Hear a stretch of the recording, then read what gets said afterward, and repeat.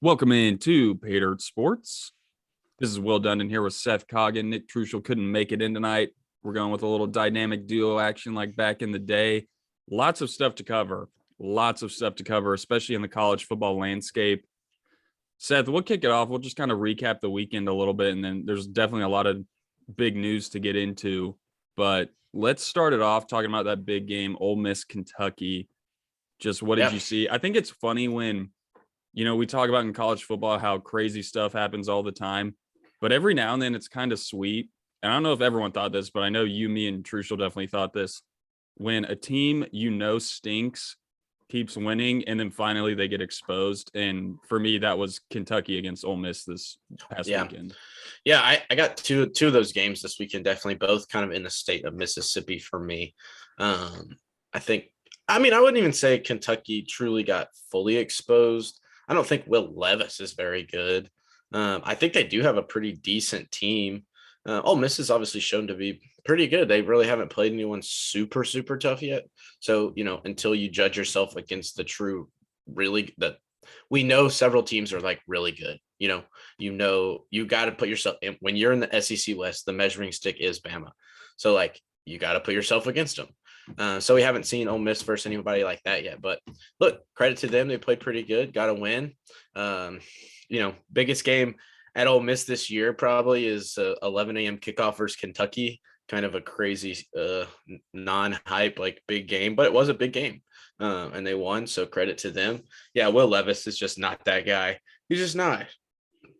I don't know why he got so much hype. I don't really know where that came from. I've watched him enough to like see like, oh yeah, that's next level kind of stuff.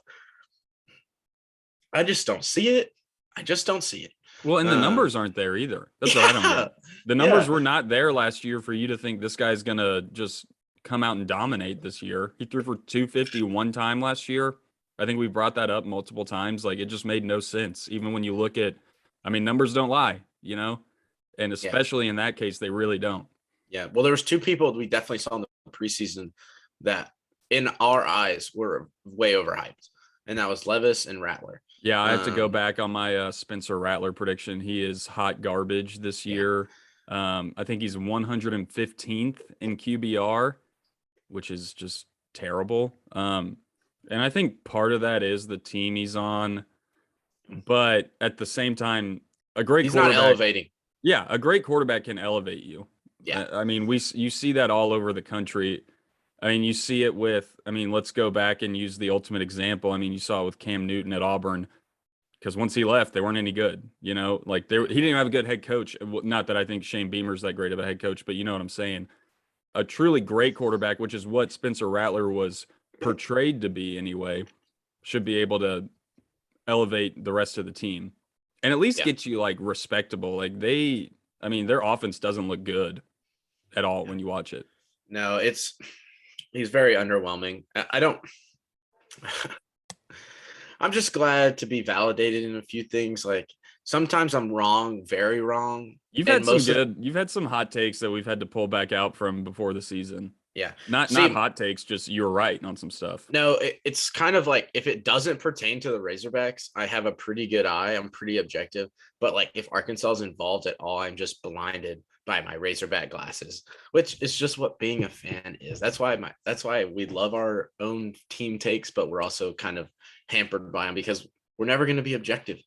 I'm going to see I pay attention way closer to Arkansas. So obviously I'm going to be jaded towards but I can spot it. Outside. And yeah, Spencer Rattler was not it. He does not elevate his team. There's a reason he left Oklahoma. Kind of like back to the NFL. Elite quarterbacks, like franchise quarterbacks, are not often available because good quarterbacks stay with good teams. Like you're not just swapping around. And now kind of I go to the transfer portal and his situation was different. But great quarterbacks, truly great quarterbacks, aren't really swapping around all that much. It's happened a few times. There's been a few situations, mainly at like the twilight of their career. Yeah, Oklahoma. Well, I'm saying back in college, like Oklahoma, like Bama and Georgia have lost a few great quarterbacks, but that's just a function of them having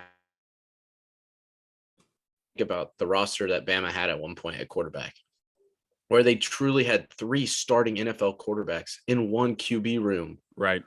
Like, that's crazy. That's so almost underestimated because of their greatness, but like, that's crazy to think you have 3 starting NFL quarterbacks in your QB room when most teams would be thankful to have one. Like, they have Or one in have a one good decade. college quarterback. Yeah, not even yeah, you're right. Not even a starting NFL quarterback. We're just grasping to have a good quarterback. But anyway, that's totally beside the point. We did spot him like we saw it, and we just saw it like we watched football. It's like people that are projecting for stuff, but yeah, but you got to actually watch the games at some point. Like, Rattler is not the guy. Levis is not it. Well, and that makes me think of, I may have said this last week. I know I was talking to my brother about it. The thing, especially with Levis, like you just said, we watched football last year. There was nothing that jumped off the page that this guy is the next Josh Allen. And that's what you were hearing. You were like, oh, Josh Allen wasn't that great in college, but he had all these intangibles. So this is what Will Levis is going to be. I mean, we don't need to just start comparing bad college quarterbacks to Josh Allen. Tyler Bray was really good in college and had all the intangibles. Didn't do anything in the NFL. That was you. I remember watching the combine and everyone was raving about, oh, this deep ball. And I watched him overthrow like 3 or 4 guys on the deep ball route. Like that, it doesn't always pan out. Just because he can throw it far doesn't mean he's going to be a good quarterback. And I think Josh Allen still had some numbers in college. It wasn't just nothing. Like, I guarantee he threw for 250 more than one time, you know? And especially, it's different too when you're at a school like Wyoming and a school like Kentucky where you're playing good competition every week. Like, you need to win those big games. And Levis has. I mean, they beat Florida. That's a big win for Kentucky. But it's just not the same. Yeah. And they're probably not a top 10 team. They probably never were. That's kind of the fun of the first of the season when, you know, a team with a little expectation jumps out, goes 4-0, 5-0, and you get in the top 10. That's literally how it works. Yep. You avoid those losses. You know, you overcame a few opportunities to lose, but they're just not uber talented. Like, that literally is, I feel like Kentucky has some good players. They have a pretty decent scheme. They play a pretty good style of football that wins you, you know, obviously quite a few games. Yeah, 8, 9 still games. Yeah, but they still are just not on that level. They're not on the truly elite level, and they're not many teams are. Like, I mean, I'm watching Arkansas fall off what I thought they might be as we speak, but that's how it goes. Like, not many teams truly are on that like level where they go. It's so hard to win on the road in the SEC. Like, there's not many teams that consistently do it. So, you know, you go into an environment on the road and a truly elite team beats that Ole Miss team. They're nothing special. Ole Miss is nothing insanely special. I mean, they're kind of not hampered at quarterback, but they don't have a star quarterback or, you know, anyway, big game. Good for Ole Miss. I'm excited we get to play them later on in the season. That's all I'll say. I'm glad the Vols get to play Kentucky. That's all I'll say. Yeah. Like, and you mentioned not a lot of elite teams in college football. And we saw, I mean, all across the country, all across the top 25. Exposed. What was it? Like the number 24 through 18 or something all lost this weekend? Yeah, like 9 out of the 10 teams in the bottom, like 15 to 24. I think, like 9 of those teams lost. And then you see a team like Georgia, so I've always been one to, hey, let's hold our horses on greatest team of all time talk, because people used to do it with Bama all the time. They did it a lot in that 2019 when they lost to Clemson, maybe 2018. Yeah, they were they were definitely helped, like hailed as the best team of all time that run. Yeah, and that being said, after watching that first game of Georgia just obliterate Oregon, and then seeing them kind of they slipped up a little against Kent State, but still won by multiple scores. I was ready to be like, hey, this might be the greatest team of all time if they just run through the SEC, because it looks like they might be able to. But then we see this past weekend going to Columbia, Missouri, who people are thinking is the worst team in the SEC. Yeah. Yeah. Missouri did not have much life really before Saturday. And somehow, like, it's kind of the tough scene for Drinkwitz. Like, needed something really signature, like needed a huge win. Yeah. You beat number one Georgia. Yeah, your job is you're good, at least for this year. Like you're showing we beat Georgia, but instead it's just another L to hang. You know, at the end of the day, it's another disappointing loss.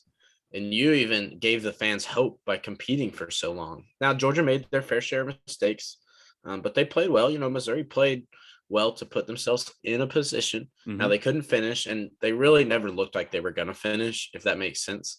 Like it was kind of a close game, but I never really was like, Missouri definitely has got this game. Like it always felt like, okay, Georgia just needs a few scores.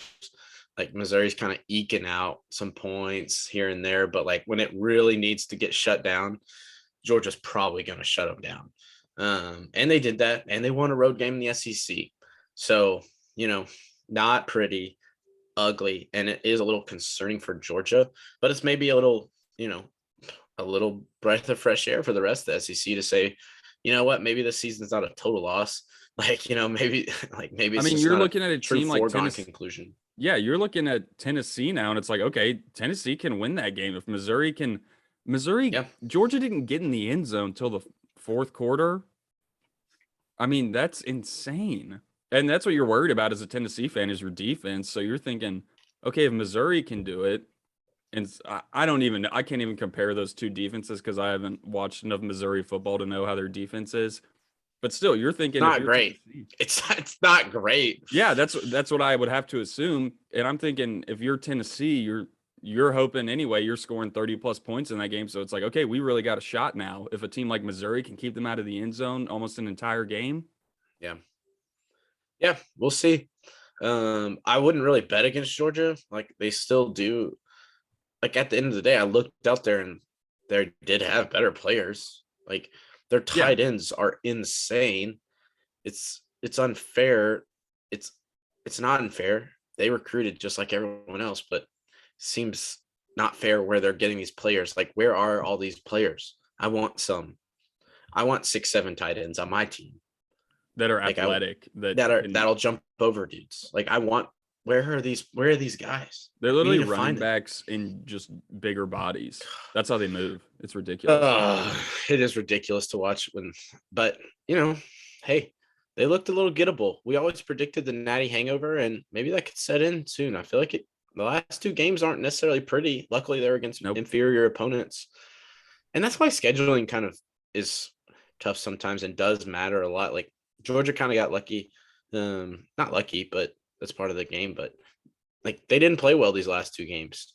Um, but fortunately for them, they were opponents that they could just maul and beat. Like they were opponents that they pretty much could just, at the end of the day, all of our players are better than their players.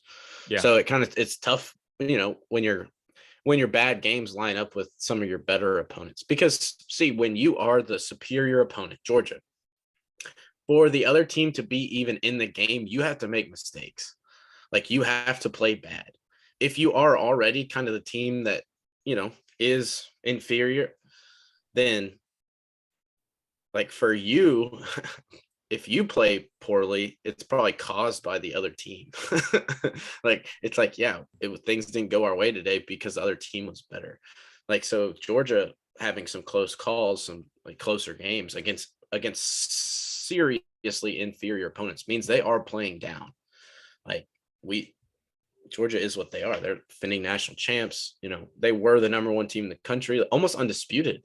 Like people pretty much, like you said, we're already kind of talking like, man, this team is maybe one of the more dominant of all time. So anyway, but I think kind of down south again, we're everything I said about Texas A&M like was correct. Unfortunately, the Razorbacks didn't expose it, but I tell you what, Mississippi State did this Yeah. weekend in Starkville. 42-24.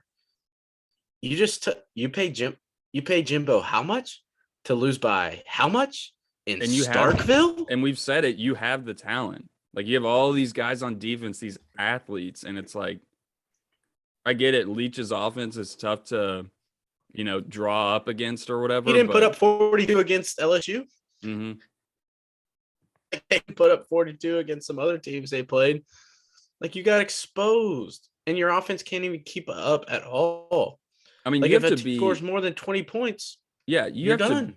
What are you thinking if you're an A&M fan, knowing that, you know, we talked about like Scott Frost, for example, when he got fired, they said, screw it, we'll pay the extra 7.5 mil and go ahead and get him out of here and start looking for a coach and try to see if we can salvage this season somewhat.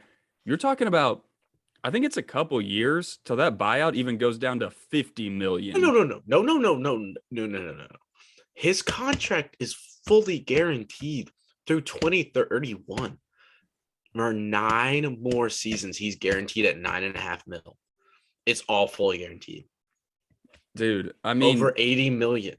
He's owed almost $85 million, and and you would have to pay it. that's money. We always talk about money like doesn't really exist in the world of college football. I feel like that's money that exists. That's That money just, you exists. can't just throw, you That is can't a just, dark, that is a black eye on the program too. It's kind of a flex. Like you'd almost have to own it.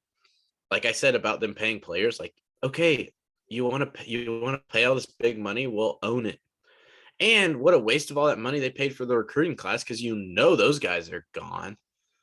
Oh, I cashed a 30 mil check for my 1 year of redshirting at A&M. Yeah, I'm dipping and going to play somewhere that's cool and fun and not Texas A&M. No offense, Aggies. You got to save yourself from Jimbo. Like at this point, the well, ship has and turned. Like yeah, I mean, when you, the tide has turned. and you throw in all this money and it really is like that because you're losing. Okay, I've got my money. I'll just go somewhere else. I don't want to lose. Yeah. And I'm a 5-star. I'll go to Georgia. I'll go to Bama. I'll go to Ohio State, Yeah. It's there is a tentative or a tumultuous point, a definitive point. I feel like sometimes where you can definitively say like this coaching tenure is going the wrong way. Like, and it can flip. Sometimes it can flip very fast. It can flip very fast, but you kind of know. And oftentimes and it's exposed. You are kind of blind to the cracks beforehand. But then once a little, it's kind of like an earthquake. It's kind of like the foundation. You're building your program up, and if the foundation's not solid, Jimbo's foundation's a little cracked. It's got some. It's definitely not up to code. I don't think it was built on just some money and some grease. I think it's his foundation is built on him just slinking out of town in Tallahassee at the perfect time, it looked like. Yeah, when his program was going downhill. That's what I'm saying. He already lost his edge before he even got to A&M. A&M's program is strong.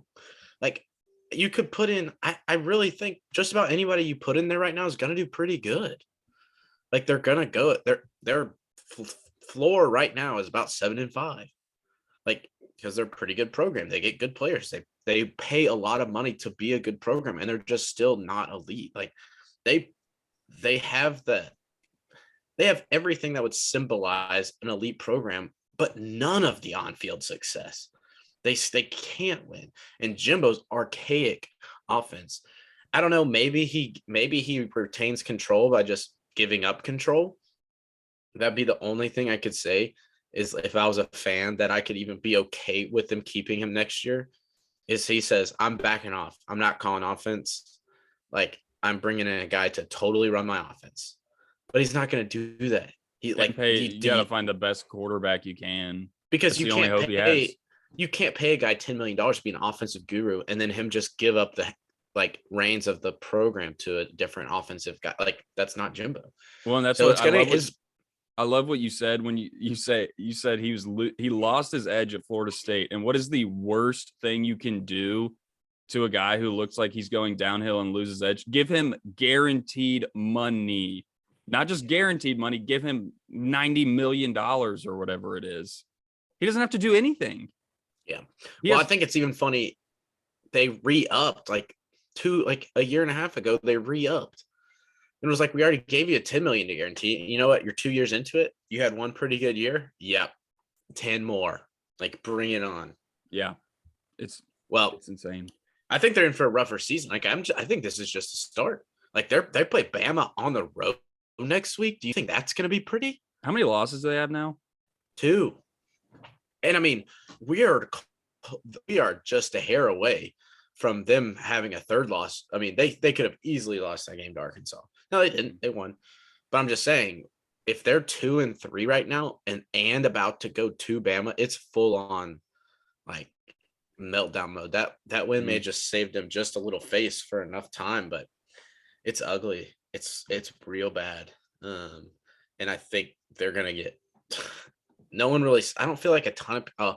I think I was at a game, so I never have quite as much. You can't pay quite as close attention when you're at a actual game to all the other games, but I don't feel like a ton of the nation really saw them get exposed this week.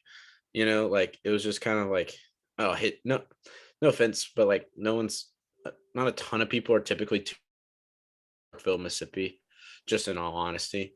Yeah. It's not. Well, what not time was like, their game? Unless I think it was I want to say it was at 2:30 as well. That's yeah. You're not competing with the Arkansas Bama game or probably a lot of other games that are going on. Yeah, but this week at Bama after this is gonna be a baptism. Oh, after he talked all that trash, he talked all now. Like he's got to. He's be like, dang, I poked the bear and I did not have the team to back me up. No, like I did not. People are already tweeting that video like it's nobody's business too. Yeah. It is going to be a rapture in Bryant Denny. It might be one of those 52-0 type games where it's like I could easily see them shutting out Texas A&M's offense. Oh yeah, for sure. Like, and it could get ugly. Oh boy. I hope Bryce Young's all right. Saban's going to run up the score, dude, after all that crap. I mean, yeah. I don't even know if Bryce Young's playing. I don't know. I don't even know if it matters. No, yeah, I don't think it matters. Wow. Well, I would bet. I don't know what's the spread on that game, like 20? I don't even know. I haven't looked at it. I bet it's like 20. Just crazy. It's not that crazy, but I bet Bama. I don't care what it is. I bet Bama. They may not even have a real line for it right now because of they don't know if Bryce Young's playing. Yeah, that's true. That's true. Let's shift over a little bit. We don't talk a lot of Big 12 on here, but there's a few sleeper teams in the Big 12 and a couple of disappointments. Especially after going to that Nebraska-Oklahoma game, I was like, you know what? Top 10 team, first game after firing a coach, it's bad, which I still think you didn't have a chance in that game anyway. And I think it was, after all the turmoil, no excuses, but it makes sense. They got crushed. But man, Oklahoma not looking good. Losing to Kansas State last week. Adrian Martinez looks like a whole new guy. Good for him. Honestly, happy for him. But then you have Oklahoma just get trounced by TCU this week. Max Duggan getting into dark horse Heisman conversations. He looks good. And they scored 55 points. Sonny Dykes looking really good. TCU's undefeated. They made Oklahoma look like not a good team. They punked Oklahoma. And honestly, well, I hate to pull the tape again, but I was not that high on Brent Venables. I do not think and who am I to say, like, this would be the moment where he would prove me wrong, to be like, where he could actually, pull it in, circle the wagons, and kind of show himself to be a good coach. But I'm just saying the early signs don't point too good. Oklahoma doesn't lose by 30 points to TCU. Like, that just doesn't really happen as a program.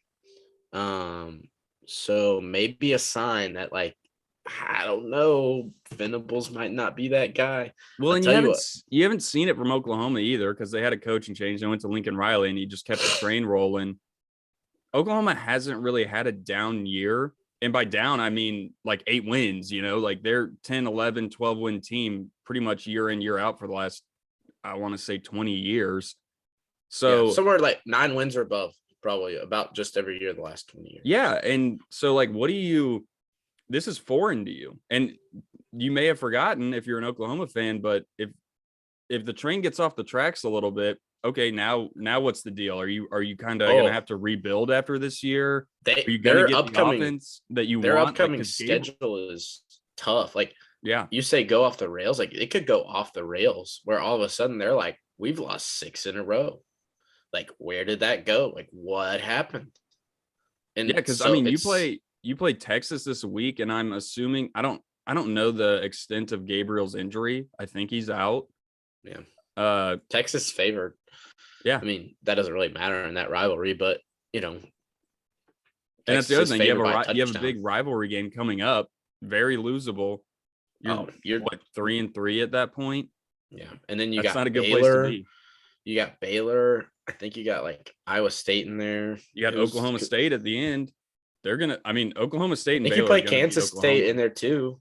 No, okay, already played. They just lost They to already, Kansas yeah, State. No. They got Kansas in there. Like that's no dude, yeah. Kansas will work them right now.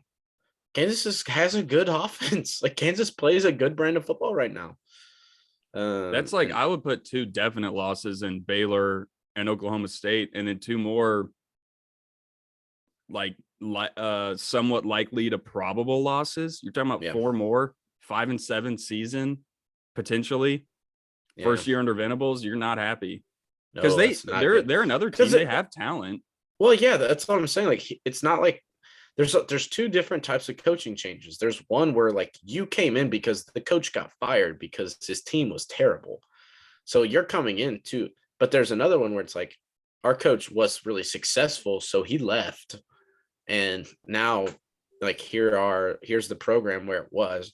Now, it's even almost understood you might have to take a step back sometimes in some cases, but it's still like, yeah, you're still Oklahoma. Like Losing seasons don't happen often, and yeah, I'm not they saying it don't. will, but it's looking like They're staring it could right in the happen. face. And because they just got walloped by TCU, like worked by TCU. There's Scored a not lot of even film of that TCU offense for other coaches to look at to see where the holes in the Oklahoma defense are. yeah. So not good for Oklahoma. Kansas is a serious contender in the Big 12 this year. Yeah, Quarterback's good. Lance Leopold looking good. and you're not Why like not Kansas? Come and on. Oklahoma and Texas aren't the teams. I mean, Texas obviously hasn't been. They're just kind of the big name to throw out there. Yeah. But if Oklahoma's not Oklahoma, then it's Well, wide open. we could give some credit to TCU too. I mean, Mhm. TCU might be more legit than I Oh hadn't no, even yeah, thought about them this year, to be quite honest. Like I maybe seen a few scores, but I don't even I had forgotten Sonny Dykes was the coach. yeah. Now I did know. No, I did know that because I watched a little bit of TCU SMU because he had left SMU. But anyway, shout out to them. I mean, yeah, game day's going there. That's a big fun matchup for Kansas and TCU there. Should be fun this weekend. Check that out. See, the Big 12 is up in the air. I mean, up in the air. It's just been Oklahoma's to lose every year, I feel like. Now it'd be a good year for Oklahoma State to win one. Maybe see Gundy go in the playoff. That'd be nice. I wouldn't Yeah. hate that. Wouldn't I hate that. I They were think the so big close last year. yeah, they were. I do kind of hate that for them. That was crazy. Yeah. Talk about Um, heartbreak. That one would have hurt. I would say honestly, I think the Big 12's I would put them as the second best conference right now. I think they're Mhm. deeper than the Big 10. You think so? I think just you throw out Oklahoma, Big Ten's got. I think Ohio State, Michigan, Penn State are pretty good. I mean, I would put them right. I'd probably put them above almost anybody in the Big 12. Maybe. I I don't wouldn't for know. Penn State. And then Yeah, and then maybe I not. would say Michigan's iffy still. That's true. That's true. That's fair. Michigan has not really played. They haven't Um, dominated the last couple of games. I mean, they dominated Iowa and Iowa played their brand of football, so it was like an ugly game. But last week they didn't crush Maryland, you know. Yeah. Like I think Oklahoma State and Michigan would be a great game. Yeah. I do think Ohio State's above anyone in that conference, but like Big 10 West is garbage. Like no one's good in the Big 10 West, seriously. Yeah, that is. We thought I mean Minnesota and Purdue are like decent teams. Hey, if Nebraska beats Purdue, they legitimately are staring at potential Big Ten West title in there. All right, seriously. No, let's go into our team's games a little bit and then talk about some coaching situations. Yeah, no, Nebraska, man, first place in the Big Ten West right now. As crazy Can't as that argue with sounds. that. 5 weeks into the year, you would have taken, hey, just blindly, if you said, all right, 5 weeks into the year, first in the Big Ten West. Yeah, You're because I would taking have it assumed they'd be 2-0. every time. But yeah, so no one in the Big Ten West. Everyone's 1-1 except for Wisconsin, who is 0-2. Nebraska, Mickey Joseph picks up his first win against Indiana. In a game you really needed to win, because if you lose to Indiana, you're not feeling good about Rutgers, Illinois. Not saying that, because I think Indiana actually beat Illinois, but still, it's one of those you lose. It's like, okay, maybe we're talk about going off the tracks. We're really staring like a 1-win season in the face, maybe. But no, I mean, the boys played and it was awesome. There was a lot of mistakes, ton of penalties. Honestly, too many. Like, I think the refs got a little flag happy, but there were a bunch of mistakes made by both teams. But it was awesome to see. Nebraska fans are not used to seeing Nebraska finding a way to win. That hasn't happened in a really long time, especially in a game where you played well, but like I said, there were a ton of mistakes made. That's, a year, 2, 3 years ago, you make a couple mistakes and that's like it. That ruined the game for you. You made them at the worst times. The fourth quarter, I think the defense allowed like 14 yards. Yeah. Nice. I mean, absolute domination in the second half. Casey Thompson had some really big throws. Just plays were made. I mean, and Mickey Joseph seems to have like an energy in this team. Like, he definitely re-energized the team and they just look a lot better for it. And now I'm excited, because you got Rutgers and I think Illinois after that. 2 games that, hey, if you can win those, we'll see. But like we saw, Illinois just beat the crap out of Wisconsin, which we'll talk about in a second. But Seth, I'll pass it over to you real quick and let you talk about the Hogs. Yeah, I mean, losing to Bama just is what it is at this point.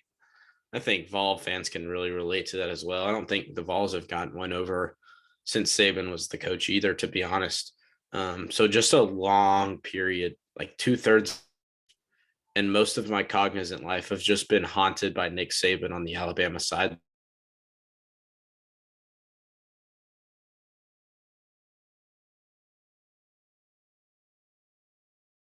That even because I never want to lose. I hate losing. Is painful and it sucks, but did everything you couldn't do to start the game, and get down 28-0.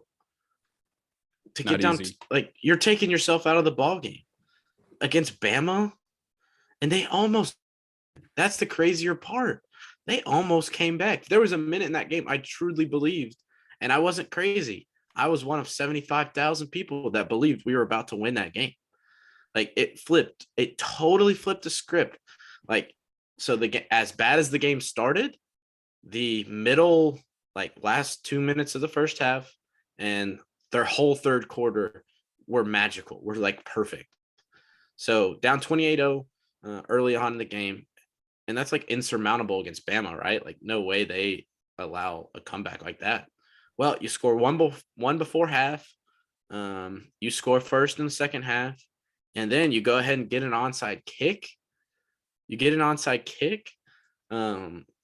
Perfectly timed and perfectly executed. It's not late enough in the game where it's expected, but it's also still needed and kind of like, makes sense to run one. Anyway, you'll get a couple points off that. And then you actually start to see, for what I have failed to see really against the Razorbacks versus Bama in a long time, is Alabama got rattled. Like, there was a moment there where it truly looked like Alabama was rattled. And that's no kind of moral victory, but it's just a legitimate thing. Like, on fourth down, they had the worst snap I've seen. Like, it was a play that Bama doesn't make. It's a play that Bama forces other teams to make all the time, where just a bad snap on a punt and we get the ball and we score to go down by 5. So it got to 23-28, entering the fourth quarter. Alabama had 1 yard of offense in the third quarter. Bryce Young was out. Like, their backup quarterback's in. And like, you hate to have a chance to win a game because a quarterback gets hurt or something like that, but that was the reality of the game. Like, that does happen all the time. Quarterbacks get hurt, Yeah, and that's part of just the part of game. football. So anyway, so going into the fourth quarter, every fiber of my being thought we were about to win the game, and not only win the game, come back from 28-0, like the most epic comeback that like it would have been the most epic victory of my life by like crazy. And everyone thought so. Like the whole stadium was just turned and ripe for it. And then came 3rd and 15, and the rest was just downhill. It was 3rd and 15. So right after we scored touchdown, Bama gets the ball, 3rd and 15. Stop them on the first 2 plays. They get a penalty on 3rd down. 3rd and 15, bro. We're about to get the ball back and go up and go score and go ahead in the game. And then the backup QB lights us up for like a 77-yard run. And it was just all Bama after that. They had 3 runs of 70+ yards in the fourth quarter alone. Like the dam just broke on our defense, and we were sending everybody down to the box. So, they either, I think I'd like to track their plays in the fourth quarter, but it was like they either got 0 yards or they got 77 yards. Like there was no in between. And yeah, so just kind of watched them slowly, except extremely fast, run away with it in the fourth quarter. But, it is what it is. For a moment, it was awesome. But it's just another loss. And that's 2 straight. So you're staring, it's hard to say things would go off the tracks just because, like, those are 2 of our more difficult games. Yeah. But just, a short 2 weeks ago, we're top 10, and we're staring 2 huge opportunities right in the face, and come away with no wins. And now you go on the road to Mississippi State, and then you go on the road to BYU. So you better buckle up quick, or it could get pretty ugly. KJ's hurt. It's unknown if he is going to play this weekend. So, I mean, I'll be honest. Hogs are riding high, but Hogs are down a little bad right now. I personally am fine. I mean, I've been through hell. I'll be honest. Like, I'm all right. I still believe in us. I still think we got a pretty good team. Our defense is lacking. But I think they'll pull it together, salvage a pretty good season. Most of the games on from here on out are winnable. I'm not saying they will win them all, but they are winnable. So anyway, Bama's good. They are legit. They are Bama. We scored more touchdowns on Bama than they had allowed all season. So, there are a little positives that you can take from it, but still didn't play good enough to beat the best team in the country, or one of the, we're not on their level. They're better than us. Dude, and that's what, I mean, you talk about these games you have coming up. That's what makes college football so great. I mean, having these games that really separate good teams from just okay teams. Yeah, it can turn quickly. You could easily be, say, what are you, 4-2 right now?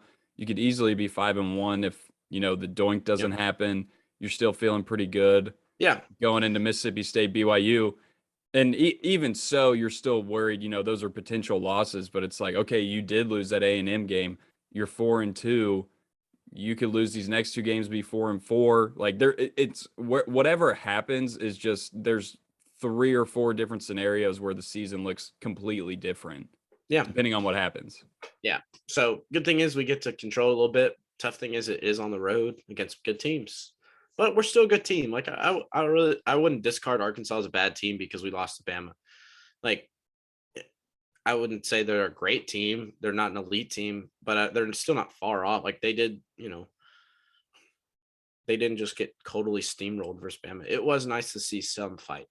Like, we got down 20-0. I was like, look, we're not this bad. Like, I know they're up 28-0 right now, but I know I've seen us lose and just get walloped by Bama before, but we're out there at a higher level. Like and it was nice to actually show that, we had a 100-yard rusher.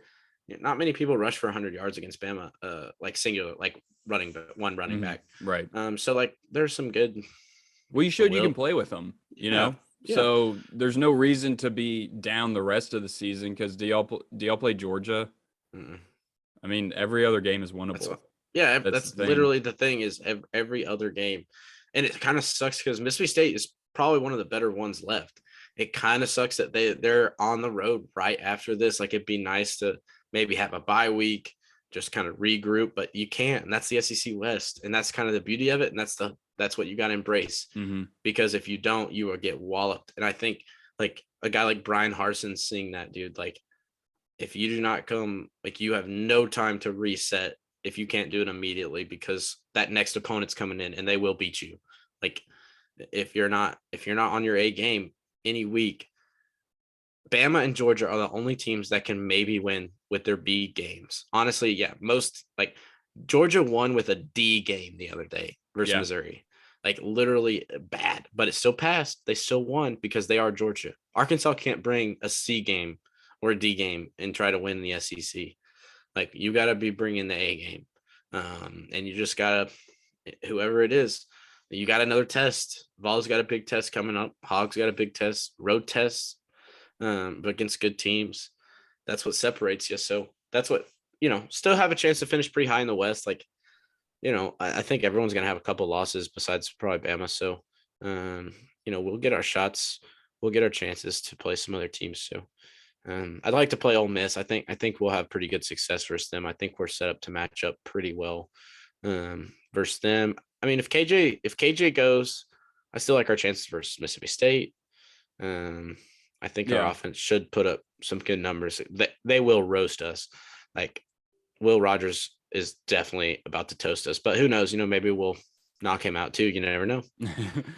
Well, not saying we should. I'm just saying, could happen. You mentioned Brian Harsin a second ago, and we don't have to go into this whole game, but I mean, Auburn up 17-0 against LSU. You're feeling good. Another guy that, he needs something to save his job, and just, I mean, that could have been the nail in the coffin for him. I mean, I thought we predicted, that was the only one we predicted, Auburn's going down in flames this year. And it's closer to looking like that than they escaped that Missouri game, which easily could have been a loss. Yeah. Like, it really should have been a loss. Now in this game, they almost should have won, but they lost. Like that's how football is sometimes. Like, it's just crazy. But yeah. Well, and again, we don't have to go too much into this, but for me, I'm thinking Auburn, new coaches, whatnot. Is Hugh Freeze and Auburn not the most obvious match? Yeah, I mean, I would think so. Just off the top of my head, seems like a pretty good fit, but I don't know. Yeah, like I don't talk to Hugh. Yeah, he was not my guy. I would have to assume he would like to be back in the SEC, coaching high level football. I mean, maybe he loves Liberty. I'm sure he enjoys it, but a guy like that who coached at a pretty high level in the SEC for a good bit, I have to imagine, and he just seems like he would fit at Auburn. I can see him in that Navy Under Armour polo.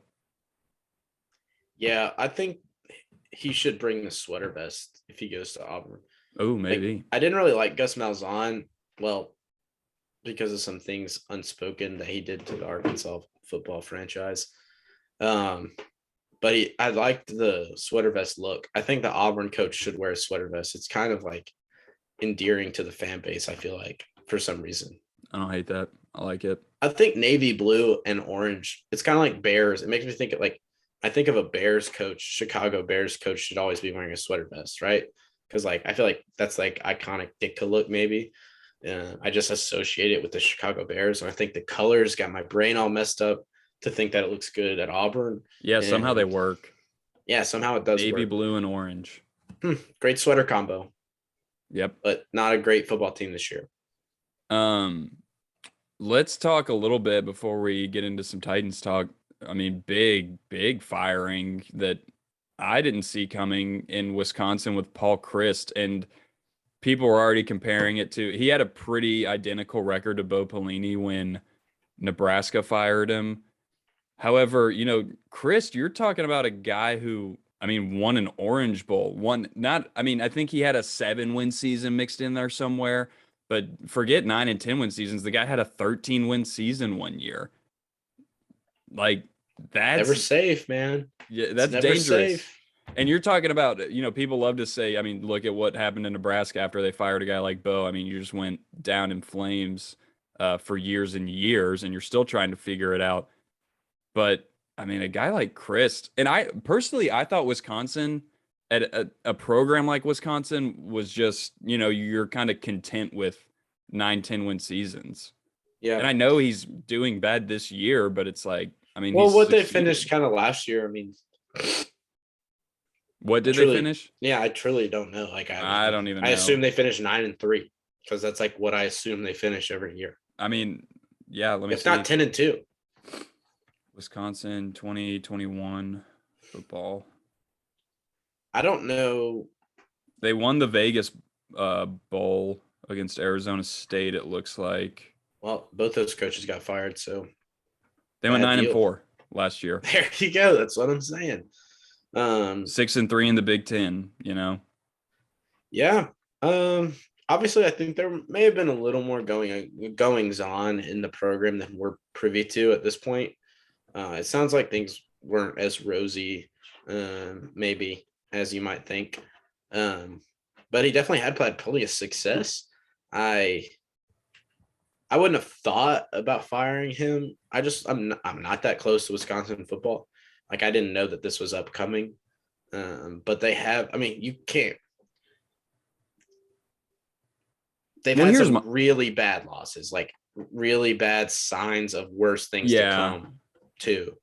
Like, if there were already rocky relationship at some level, and then right. see Barry Alvarez is probably super hard to deal with, honestly. Oh, definitely. It'd be so annoying to be a coach under Barry Alvarez. Yeah, he's a So micromanager for sure of yeah, the football team. That's why, dude, Gary Anderson got out of there. Remember when he left? It was like yeah, he was doing the same thing. He was doing fine, and he left to go to Oregon State, and everyone's thinking, "What is this guy doing?" yeah, yeah. I think, and I mean, obviously Chris is the one that's gone and got fired, but I feel like if the relation, like, that's such a critical relationship to have, like, head coach and athletic department, to have like the support and all that kind of stuff, and be like on the same page. And if that relationship's rocky, and then you show a few cracks, you're not willing to do anything to, like, I know Wisconsin's known for like the same brand of football, like over and over. They've played the same thing every year forever. But man, maybe it's time to innovate a little bit, like do a little something else. And if you're not, I don't know, maybe he wanted to do something else, and Barry Alvarez is kind of thumb on it on the program. Like, the common denominator in the every single season of Wisconsin football the last 30 years is Barry Alvarez. So, like, yeah, maybe he's the one that makes it be a certain way. Well, and that's why I didn't understand. I saw some Wisconsin fans who were defending the fire, saying it needed to happen, and they were saying, Chris is stuck in his archaic ways of football, like he's not adapting. And I'm thinking to myself, looking at the past 3 coaches that they've had, I'm thinking Barry Alvarez was just hiring guys that would run this brand of football because that's what he wants. So I don't know. I'll be interested to see who they hire. I guess Jim Leonard is the interim right now, and it's not like the defense has been doing awesome. His name was floated around for the Nebraska job a little bit until you saw how his defense is not performing this year. Is he going to take over? Because I don't think he's going to bring some brand new offense into Wisconsin football. Like, who are you going to go out and get unless you're truly going to make a splash hire? I've heard Aranda a little bit because he has a connection there. Actually, he was the DC for a while. But again, like, what are you looking for? You're talking about changing the offense. Okay, you're going to go and hire a defensive guy. That doesn't make sense to me. Yeah, I don't. That's a tough. It's not really a tough spot to be, honestly. From an outsider's perspective, y'all got to get Barry Alvarez out of there. Honestly, like, respect him as a legend, whatever. Like, if we want to do something more, we got to be different. Like, we can't. We're just stuck in this pattern of being good, not great, and it's pretty fun, honestly.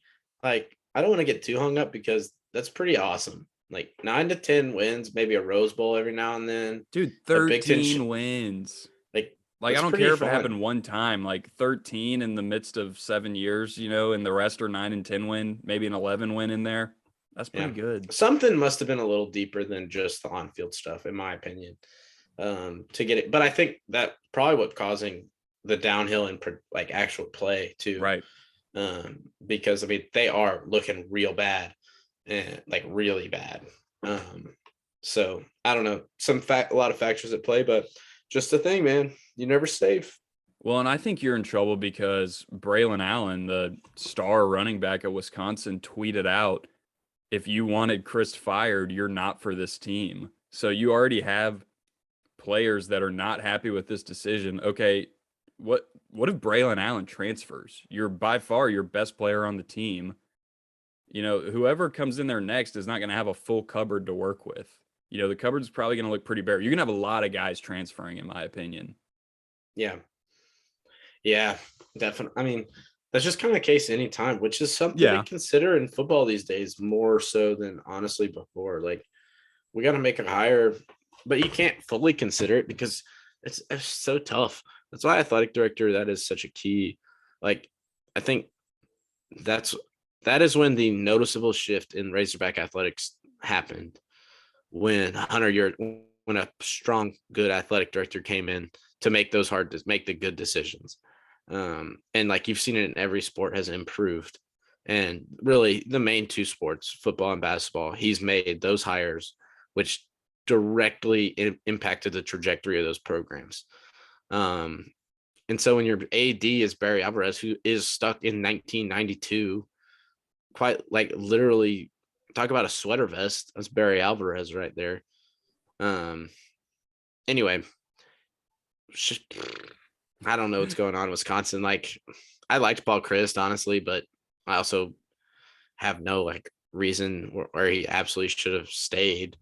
I think that even just the optics of seeing Brett Bielema beat you by like 30 is just like enough to fire Especially any that it was coach you had. Bielema. Yeah, no, it definitely affected like it being Bielema.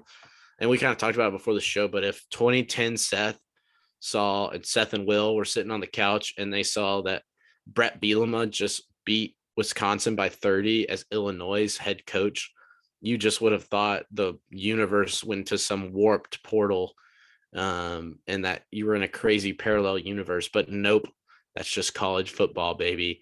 It's a wild roller coaster, and you really never know what's going to happen. You never know when you're going to get your redemption shot. And it's crazy how interconnected and how like many things come full circle in college football too. Brett Bielema, oh, you know how sweet that probably felt for him. Oh yeah, I bet he felt vindicated that because like he went in there. him and Alvarez, I mean, obviously didn't speak after he Oh yeah. left Wisconsin, and you have to assume, especially knowing the Gary Anderson stuff, you have to assume that Bielema and Alvarez probably did not have the best relationship anyway, and that's why he wanted to. I mean, obviously, like Arkansas also could have just been a more appealing job, but I'm also saying I'm sure he was happy to get out of there as well. So the Yeah. fact that he can come back as a coach at Illinois and just walk Wisconsin and know that he beat Barry Alvarez. I think he even said it after the game, like, yeah, this was a big deal. Maybe more saying it more for the program, but he was saying, yeah, it's a big deal for Oh me. yeah. Big deal. And good for Bielema. You know, Bielema's era kind of ended pretty sour here in Arkansas, but there were a few good moments. I had a few happy days. A lot more pain, to be quite honest. I was pretty invested in Razorback. This was when it was probably the most. I've grown past like truly letting football like emotionally manipulate me, if that makes sense. Like I still get up for it and I still hurt. I still feel pain, but like I've tried to grow past like football ruining my whole week. Like I don't want it to be Wednesday afternoon and I'm still upset that Arkansas lost on Saturday. That happens. Like losing happens. You gotta just. I think I've swapped that for just looking forward to the next one, which is a fun part about football. Is like, oh yeah, tough loss. Well, we get to play again Saturday. We get to line it up and have another shot at it Saturday. And if we lose that one, I'll be hurt again. And you know what? I'll get excited for the next one. And so, but yeah, Bielema gave us some good moments in the Razorback era. He beat Tennessee on the road. He beat Ole Miss a bunch of times. I was at some of those games. I was at the 4th and 25 Henry Yeah. Heave, one of the most electric and probably the greatest college football games, like maybe of all. Like seriously, just in terms of how chaotic and wild the game was. Yeah. Yeah, he beat Butch Jones. That's when you had to know you lost at home to Brett Bielema. That's when a coach has got to go. That like literally is the bar. It's like, all right, lost at home to Brett Bielema. You got to go. Like you're not you're not taking our program in the right direction. But probably a better coach than, I I don't know, think his maybe. name's going to pop up for I a think couple it's jobs. probably. I I mean, mean, they have to. Illinois got to have like a solid season, but I think if he wins 7 games at Illinois, I think someone will Illinois be is like the calling him. perfect place for him. Oh no, I do too. Ride I'm it just out, saying. like be Bielema. Like Bielema just screams Illinois football to me too, kind of at this Also, point in not a his lot of career. pressure. Yeah, go 7-5, go 8-4 even. Maybe win a few games that you're not supposed to. Go 4-8 one year. It's probably not that big go, of a go deal. 4-8 one year. It's We'll probably bounce not back. gonna. It's not that bad. Honestly, You're not going to if get that run out of happens. town. You're not going to get run out of town for 1-4-8 year. That's for sure. Yeah. I think that's kind of where the margin of error is tough at the high level. Is like you have one season where you take a step back, and it's not hard to do because a lot of the teams you're playing are around the same level as you. Yeah. Like you have 1 year where you take a step back, and it's like they want you gone. But anyway, yeah. Should we go? Talk a little first place in the AFC South. Yeah. Tennessee football Titans. Yeah. Let's wrap it up with a little Titans talk. I mean, Titans came out looking good, and I mean, we can break down the game more, but basically saw what we're kind of used to seeing. I kind of thought we were stepping on their throat. That was what was crazy about it. I kind of thought we were. We like started a step on their throat, and then we kind of let them up. Yeah, exactly. We were like, you know what? Let's let you back in the game a little bit. But yeah, what was it? 24-7? Yeah, I think it was 24-7. I don't think it was ever 24-0. I think it was 17-0, and then they scored, and then we scored again to make it 24-7. Yeah, and you saw, King Henry got a big run, big touchdown run. So you're like, oh, okay, the Titans are playing, which, I mean, and the Titans are beating the Colts. That's what we're used to seeing. But then you just let them hang around, and Disgusting. It just bothers me. It is gross, and it's not a good sign. Now, I am very thrilled with 2 wins in our last 2 games. I will not take that for granted. Winning the NFL is especially really hard. Winning a division game on the road is nothing to ever take for granted. Awesome. Beating the Colts is always hilarious. Like, no matter how we beat the Colts, it's sick. It's so fun. Yeah, after all those years of honestly, them doing it to us, it's like it's flipped, and we just always beat the Colts now. Yeah, and it's almost funnier to just like hold that carrot in front of them for that long. You know what I mean? No, I kind of agree. Yeah, it was almost even more depressing that they were like, hey, we're not even really going to score. Come get it. Come get the win. And it was just like, they couldn't do it. We made just enough plays. I can believe, but I can't believe they got hyped about another bomb quarterback that came in there to play for him. Like, Matt Ryan is busted, dude. Yeah, you talk about the twilight. He made a few good careers, plays. like he made a few good plays, but talk about the twilight of his career. I mean, he is brittle out there. He made one play that looked like halfway decent, and it surprised me, running, like getting out of the pocket. But then overall, it's just still the Tin Man. It looks like the Tin Man out there running around, clanking around with his broken bones and everything. He's lean, man. Bones. Yeah, I cannot believe, like, Colts fans legitimately sat there all summer and got excited about Matt Ryan. Legitimately. not just like, you know what, Matt Ryan, not going to be the greatest, but maybe he can be a game manager. No, they got excited about Matt Ryan. They watched prime Matt Ryan highlights from like 2011 and said, oh yeah, let's go. And they did the same thing with Carson Wentz. You're like, yeah, that's what I'm saying. They've done MVP. They've done the same thing 3 years in a row with absolute, like, quarterbacks that aren't going to help you win. Phillip Rivers at 56 years old was not good.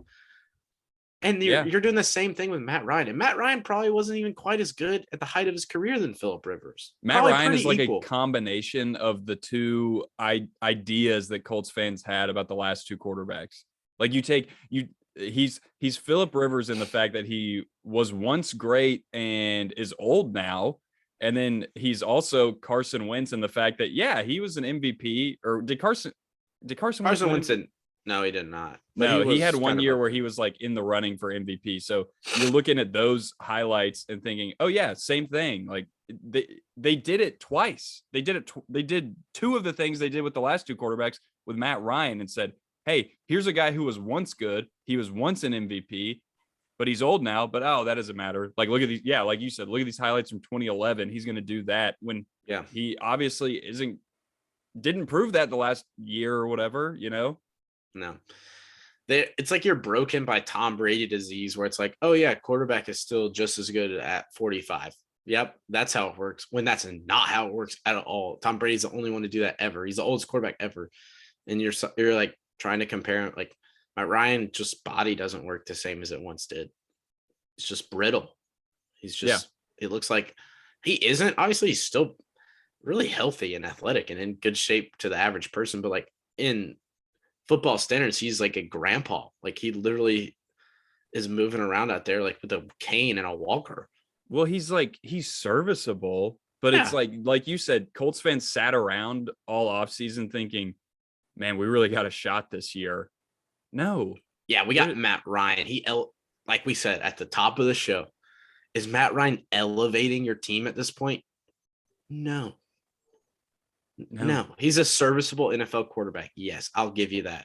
But your team obviously has a lot of other flaws that like aren't good enough to just get by with a serviceable quarterback.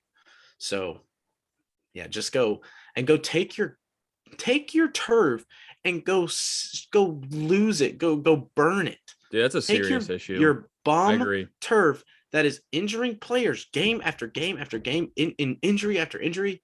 The last 2 years that the Titans have played there's been a series, at least one serious in foot or ankle or knee injury to our best, like to our skilled offensive players. Jonathan Taylor just got hurt. If you're not going to do it for us, do it for your own players. Like you are putting NFL players at harm and at risk by playing on that turf. I wonder what the statistics are, or because they had to have changed. I saw. Hold up. Yeah. Yeah. I got a statistic for you. Now, this is just about turf in general. So this is not specific because, I shouldn't admit this, but I don't. My first search at work today was Indianapolis Colts turf injuries. But hold up. So this is just a quote about turf.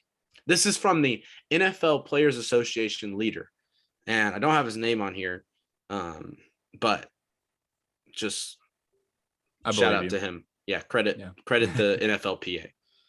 Based on NFL injury data collected from 2012 to 2018, not only was the contact injury rate for lower extremities higher during practices and games held on artificial turf, NFL players consistently experienced a much higher rate of non-contact lower extremity injuries on turf compared to natural surfaces.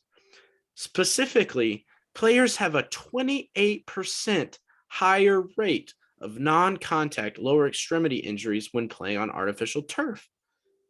Of these non-contact injuries, players have a 62% or a 32% higher rate of non-contact knee injuries on turf and a staggering 69% higher rate of non-contact foot and ankle injuries on turf compared to grass.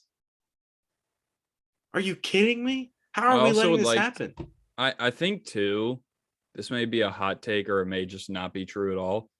I feel like turf on indoor stadiums is also worse because I feel like turf, if it's outside, the sun gets to it, the rain hits it every now and then, maybe it softens it up a little bit. That's just me thinking out loud. Yeah, but maybe. It is straight. I mean, it's not AstroTurf like back in the day, but for some reason to me, like the Colts Stadium does kind of look like that. Like it looks like straight carpet out there. The Colts Stadium has got to be the worst, but they've had terrible problems at MetLife. The Jets and Giants place, they've had bad issues with injuries, and it's all knee, ankle, and like Jonathan Taylor left with an ankle injury. Treylon Burks, literally, they've diagnosed it as turf toe.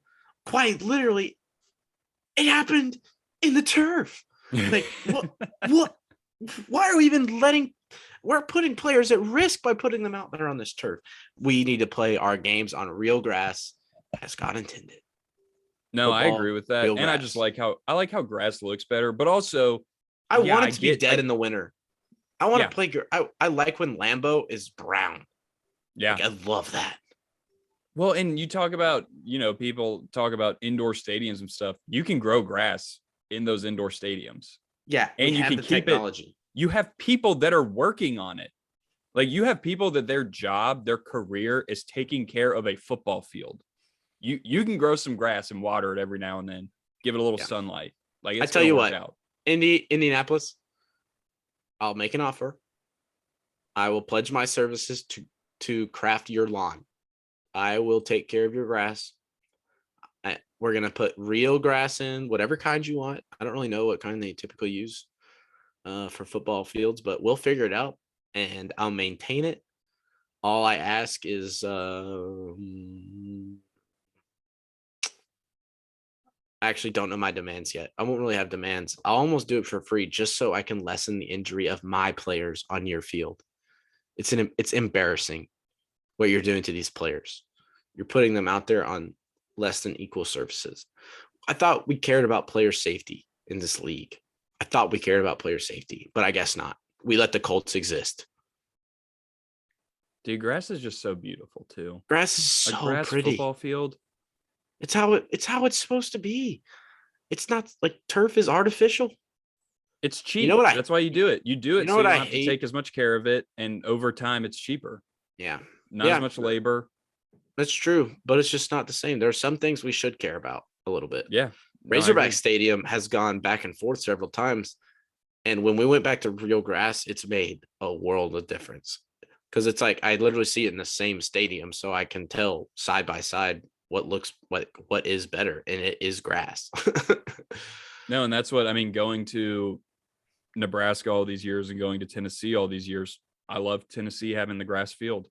It's just better. It's football, man. Like you said, it's the way it was Perfect. intended. Seeing a crisply painted grass grass field is just second to none, just an experience. You don't. It's not the same with turf. It's like, oh, just roll out there on the same turf we played in. No, you gotta freshly paint those lines, get it ready to go, get it game day ready. Like the field gets painted up. It's like, no, this is an event. We're painting the field. Um, yeah, it's sad that it has to happen. I mean, I got bummed when Traylon went out, man. I feel like he's just getting, that meme, and someone put this out there. I'm not, that meme of like the little shack kind of house with the Lamborghini or whatever. Yeah. Like that's how I kind of do feel like it's like, dude, unleash him a little bit. Like let him actually make some plays. Like you got to have trust. That's what I was seeing the other day. Is like Tannehill does not have trust, and like Traylon's best skill is catching hard contested balls, like Yeah. making plays on the ball, and he will go catch it. Like I've watched it time and Well, time again. you He'll do have go to catch point it. out they didn't have a lot of time to get some chemistry together in training camp. Yeah. Well, he was there all training camp. Plenty of time. That's what I'm saying. You just got to trust him. Yeah. Yeah. Like he's that coaches are trusting him. They're putting him out there on the field. And maybe that's kind of coming along, but then this kind of hurts the process of just him getting hurt. But No, it I is what agree. it is. I mean, injuries happen as part of sports. So hopefully the Titans, I mean,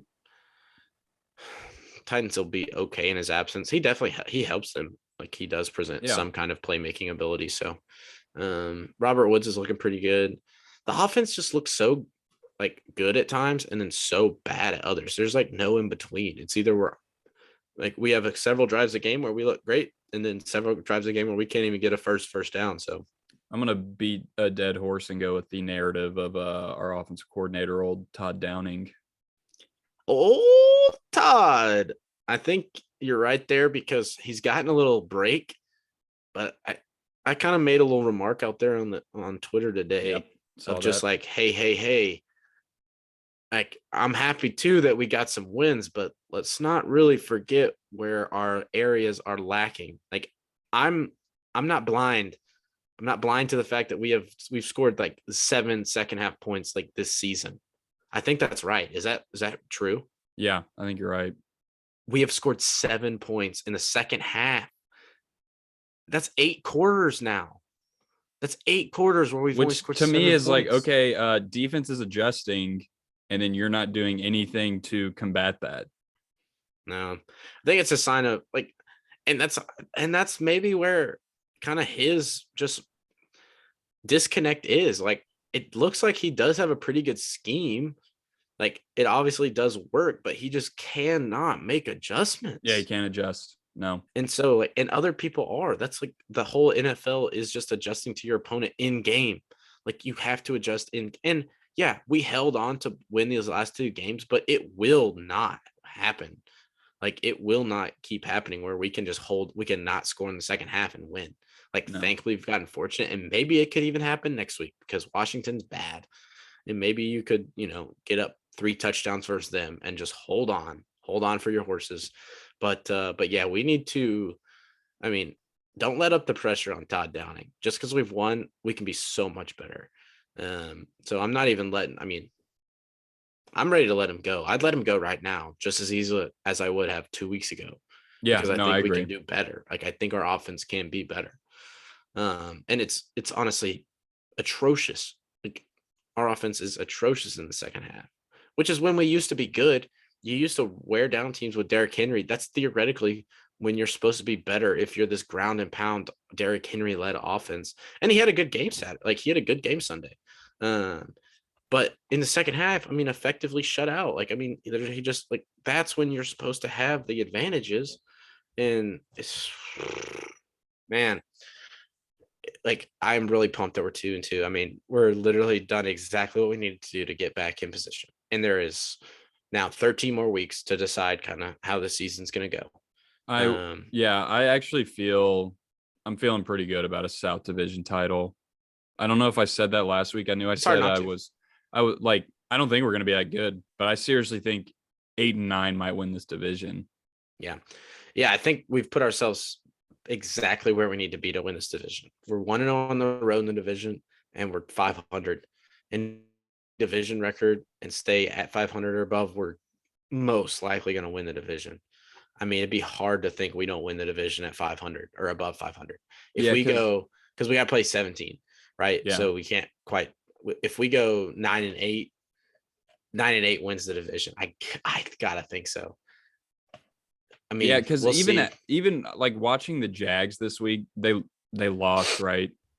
They And lost I to the watched Eagles at Philadelphia. So yeah. So like solid team. And I saw some good things out of them, but then I also saw Trevor Lawrence is still making like he looks good. Trevor Lawrence is looking good, and I think he'll be really good for years to come. But there's still a lot of young mistakes he's making. I feel I'm not as worried about them as I was a week ago. And I'm yeah, definitely not that worried about the Colts and the Texans. Like it's gonna be just none of those 3 teams that I just mentioned are gonna be winning, go on like a stretch of wins or a streak of wins. Like it's just not gonna happen, in my opinion. So I'm feeling good about that. But again, I'm still on the same train of I don't think we're gonna do much after that. But another AFC South division title if it happens. but you never know when the playoffs happen too. You do never know. Yeah. If the defense plays rounds into form, and we can get back to that where it's like our defense is really good, and we're gonna score enough on offense if we're healthy. You never know. That's why you got to put yourself in position. But I think we definitely AFC South looks way more in play than it did 2 weeks ago, certainly. Um, and we all knew that was still certainly on the table, Yeah. but it just didn't look very pretty. It was just ugly. Those first, and it hasn't really been pretty either. But sometimes winning doesn't have to be pretty. And so you got 2 more opportunities before the bye to really put yourself in a good position. Like, in all reality, to be in a good position, you need to beat the Commanders at home, and you need to beat the Colts at home. Like, those are 2 games you need to win if you really want to, because we have a pretty tough schedule, honestly. At least I was thinking so before the season. So I need to kind of reevaluate probably how we're looking. But if you can go 4-2 into the bye, especially after that start, you're feeling really good about where you're at in the division. Because we wouldn't have, I think, because the byes, That's right. We got 2 more games than a bye. And we still wouldn't have not played Houston at all or the Jacksonville. So that's still 4 games on the table that like I think we're better than those teams. And those are the big ones that matter. If we can go at least, so how many did you play? 6 division games? Yeah. I mean, we need to win 5 of them. If we win 5 of them, it's almost a lock that we're going to win the division. Yeah. So, and I don't see any reason why we can't. That's really the other thing too, is we should beat the Texans twice. And we've already beat the Colts on the road, so we should beat them at home. Now that's never easy. It's never easy to win division games. But you got to think, and then, even if we just split with Jacksonville or Yeah. And drop they're going to drop one. They're going to yeah, they're drop one to definitely, yeah, they are, just because it is what, it's division football. You play those teams so often. yeah. And you could lose. I could see you losing 2. But like one would be great. I could see you losing 2. If you lose more than 2, I'd be pretty surprised. Yeah, you gotta win 4. I think that's you gotta win 4. If you win 5, you're really good. And then, hey, 4, you're probably pretty good still if you win 4. Yeah, like, 4, you're just because I probably don't have a pretty lot of faith in those other teams to win other games, outside of if we split with them or something, Yeah, our division is pretty bad, but I don't know. It might be a little better than we think, but I don't think so. Yeah. All right. Well, I think that does it for us. Guys, thanks again for listening. This was Pay Dirt Sports, brought to you by Six Pack Coverage Network. Be sure to check them out at sixpackcoverage.com, at Sixpack Coverage on all the socials.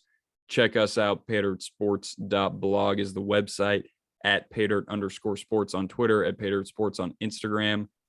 Guys, thanks again for listening. It was fun, and we will see y'all next week. Peace.